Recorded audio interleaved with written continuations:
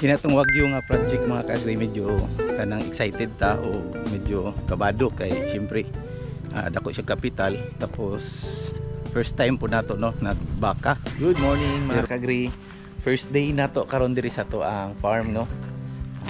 Gahapon nato sila gidala ang ato ang mga manok, mga imported nato ang mga D853 kaning parent stocks. Diara sila oh. Medyo giganahan dyan sila sa ilahang bagong nga balay para ayos kailang paminsar dire para dire cook number 2 ingaw sila og kay mana sila kaon mga kaagri. Ang tubig nila na naikuan Vitamin Pro vitamins. Number 7 diri dako ni siya kay mga darag ni. Para natay mo abutay nga mga darag unya mga kaagri atong ipagrow na malita og 100 heads nga mga day old darag, native darag. So idugang nato diri. Muto katong dia egg room tapad ana niya grower house nato na dia ta magpagrow sa tong darag. Dagko na kay ito ang kuno na pier. Mo ni siya nga atong kahimtang karon, patay mga panglimpyuhonon kani diri nya to paning butangan og net diri mga kaagri kay ato ang gamiton, utilize nato tanang area diri.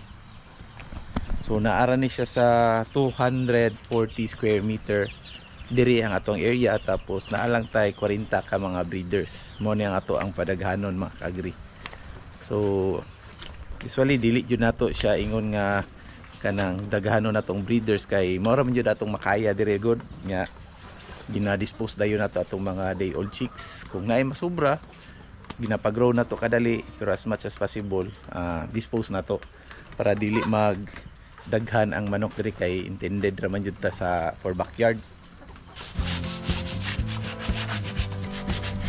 Kay mo na itong foot bath diri, yuhanan pa ni diri siya mga gamit, extra na ito nga gamit.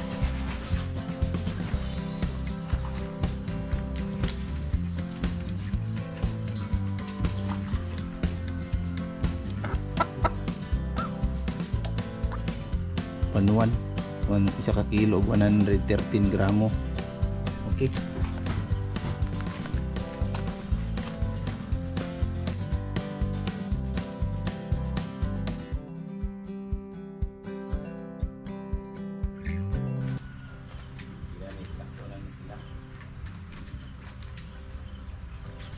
Butang na to diri.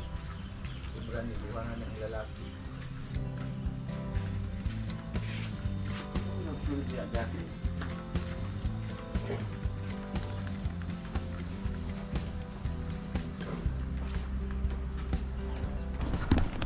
Second day na to diri mga kaagri gikan sa pag-layout.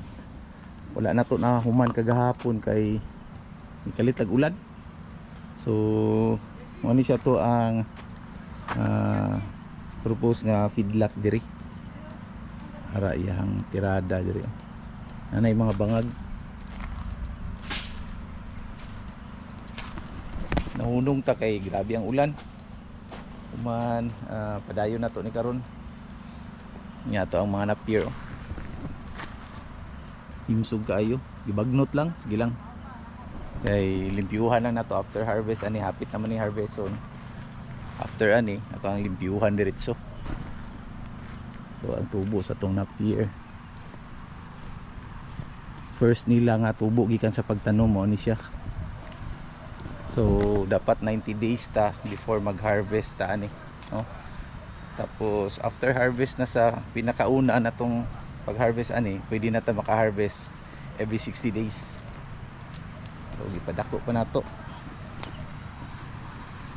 Gukod pud ang sagbot lagi, grabe.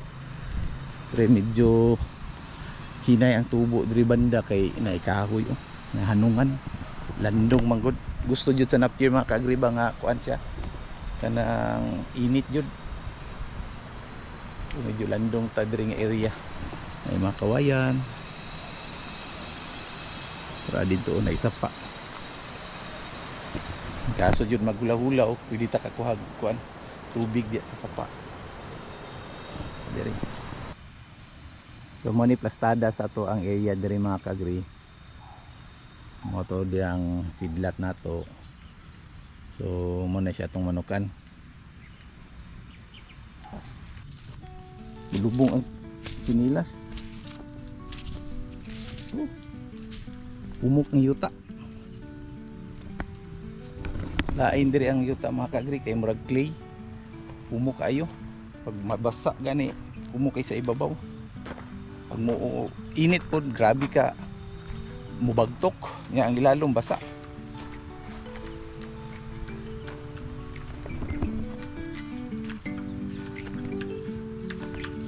Atong darag. Dagko na. Klaro ng mga laki. Kinatong wagyo nga project mga ka-agri, medyo kanang excited ta o medyo kabado kay siyempre dako siya kapital, tapos first time po nato no nagbaka, pero karon nagsigi na ta og kanang study, sige na tag research pangutana sa mga kaila nato nga dugay na pud sa kanang industry. So far mura og kaya-kaya lang man jud gihapon siya. Siyempre ang puan gihapon yun nato mga ka-agri no, kay tanan natong ginabuhat og di nato itugyan sa Ginoo. Wa jud gihapon, sayang lang. So ang puan nato nga paboranta sa kini nga project.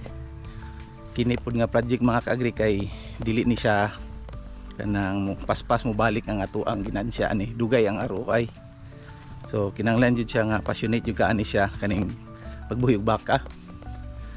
Nya siyempre sa technicalities dapat kabalo pud ta, and naaputay sakto nga facility no nga kanang conducive pud sa ato ang baka, nang dili po delikado sa ilahang pagdako og pagbuhi diya no. Kapoy tara. So muna siya ang pinaka entrance jud. So naapa dito ato ang manok gibutang dira ang highway diya. So naapa sa mga kuan siguro mga 150 meters ikan dire sa simento nya ana dito layo siya nya, wala siya silingan na ay bakante dire, pila ka hektarya bakante dire, na ay 1 hectare nga bakante usapan na balay. Tapos ang atong manok di mga ka-agri 40 ra jud na ka breeders food, so maulog gid siya og backyard setup lang gid siya mga ka-agri, di siya commercial.